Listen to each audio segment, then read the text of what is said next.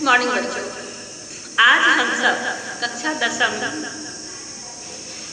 पाठ आपका है 11 बाल गोविंद भगत रामवृक्ष बेनीपुरी की लेखनी का जादू। इस पाठ में हम सब पढ़ेंगे। इस पाठ में बताया गया है कि किस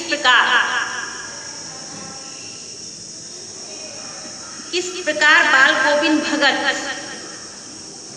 अपने जीवन का निर्वाह कर रहे थे, किस प्रकार वो सच्चे साधु थे, किस प्रकार उन्हें साधु समागम में आने की इच्छा होती थी और किस प्रकार वो समाज की अंदरूनी बुराइयों को उन्होंने नष्ट किया।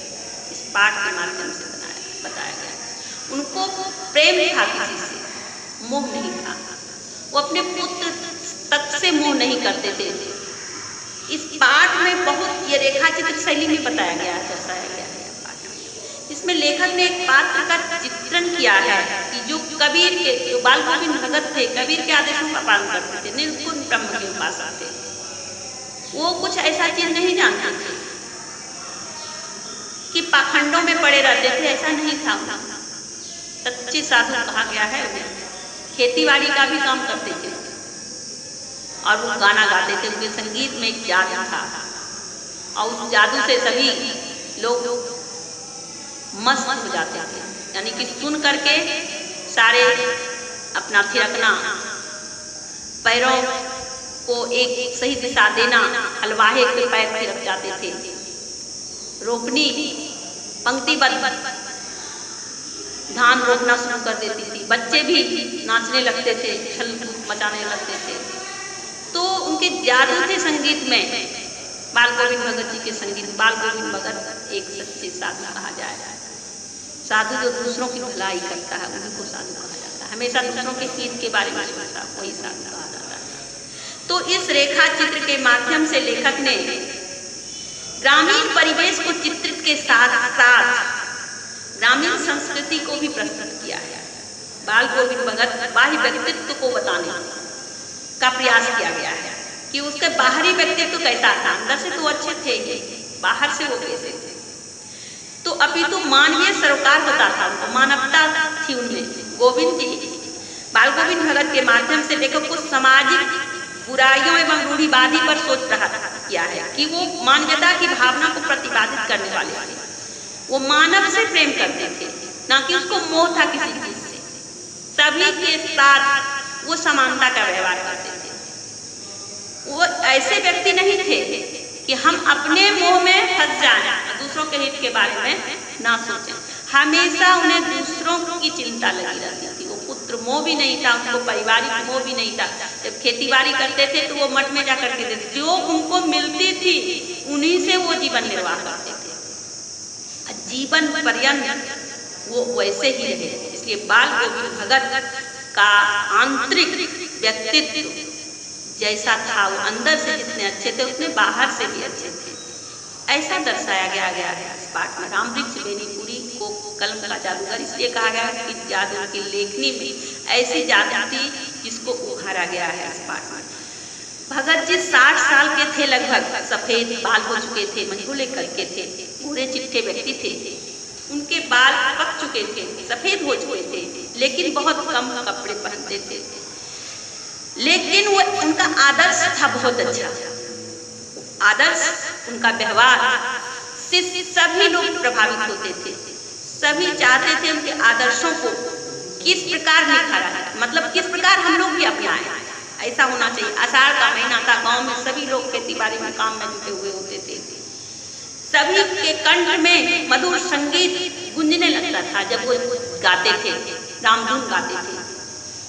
और उस समय आषाढ़ के महीने में बारिश में मेघ की टटर आवाज और गोविंद जी के शब्द, जादू भरी स्वर सभी के कानों में गूंजते थे। तो सारा संसार, जिस दिन वो नहीं रहे तो सारा संसार निस्तब्धता में सोया हुआ था। मतलब कि वो अंतिम जीवन तक वो काट करते रहे। उनको कहा भी गया कि आप थोड़ा दिन आराम कीजिए, बोले नहीं, मेरा जो कार्य शैली है मैं वही करते रह जाऊँगा। तो वही उन्होंने किया। मित्र मंडली के साथ बैठकर संगीत गाना, लीन हो जाना, वो गाते गाते नृत्य भी करने लगते थे, दुख सुख से ऊपर थे। कभी कभी आपका प्रश्न पूछा जाता है कि बाल गोविंद भगत ने किस प्रकार समाज सुधारक के रूप में कार्य किया। तो समाज सुधारक का रूप में इस तरह कार्य किया कि जब उनके पुत्र नहीं रहे तो उन्होंने अपने पुत्र वधू को दूसरी शादी तक करने को कह दिया। उनकी पुत्र वधू नहीं चाहती थी कि मैं उनके पास से जाऊं, कारण उनका देखरेख करने वाला कोई नहीं था। फिर भी कहा कि नहीं, मैं आपको अपने लिए नहीं रख सकता, अपने जीवन को मैं ऐसे ही जी लूंगा, लेकिन आपका जीवन कष्टमय नहीं होना चाहिए। इस तरह बाल गोविंद भगत ने कार्य किया। तो समाज सुधारक के रूप में इस तरह कार्य किया था। उन्हें पुत्र मोह नहीं था, प्रेम था।